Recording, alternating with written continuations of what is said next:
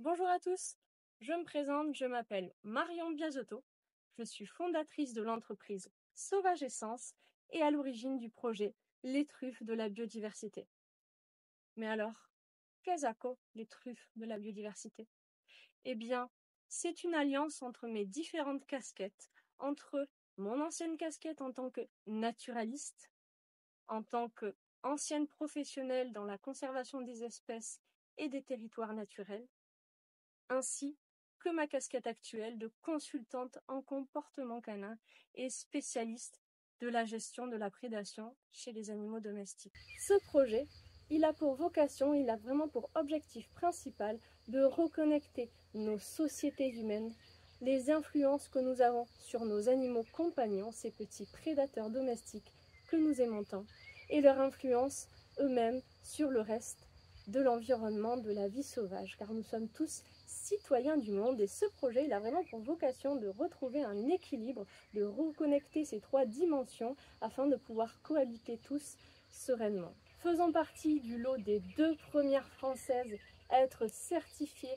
internationalement en tant qu'entraîneur certifié à l'entraînement, à la substitution de la prédation chez le chien, le but de ce projet, via des conférences, des ateliers pédagogiques, mais aussi des formations destinées aux particuliers comme aux pros du domaine animalier, le but c'est également de redécouvrir nos chiens et nos chats sous un autre œil, sous un autre angle, sous leur angle de prédateurs, parce que c'est également ce qui les définit au plus profond de leur être, c'est ancré dans leur gène.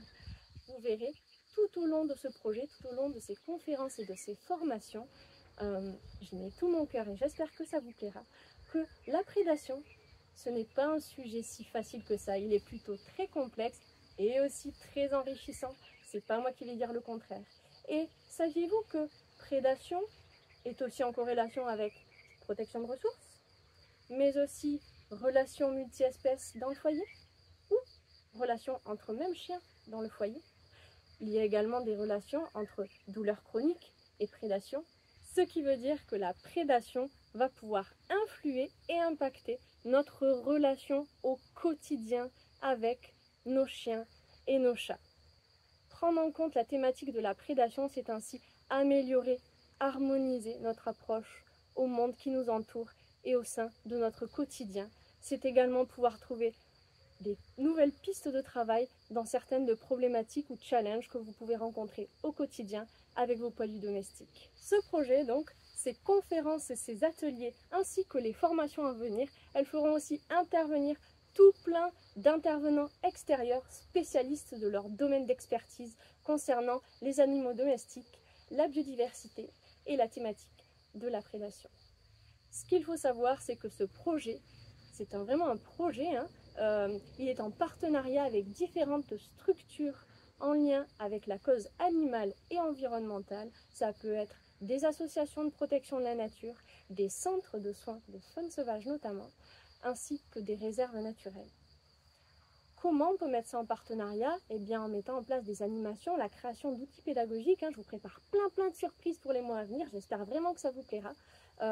Une action contre une autre bonne action, ce que je propose, c'est que si vous adhérez sur le site internet ou via les réseaux à une des associations partenaires du projet, vous aurez droit en contrepartie à des réductions exceptionnelles sur des prestations, que cela soit en suivi de prédation, en kinésiologie animale ou autre suivi éducatif. Pourquoi?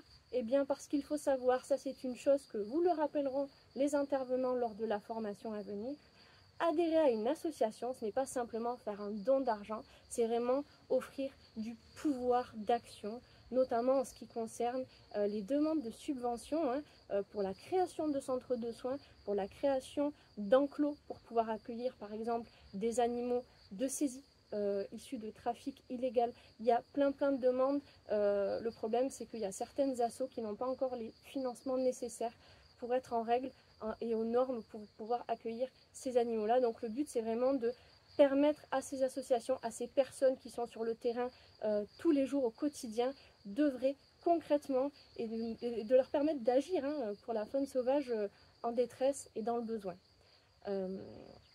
Voilà, j'espère vous retrouver très bientôt. Vous seront présentées très prochainement les diverses structures partenaires du projet. Je vous souhaite une très belle journée. Prenez tous bien soin de vous. À très bientôt.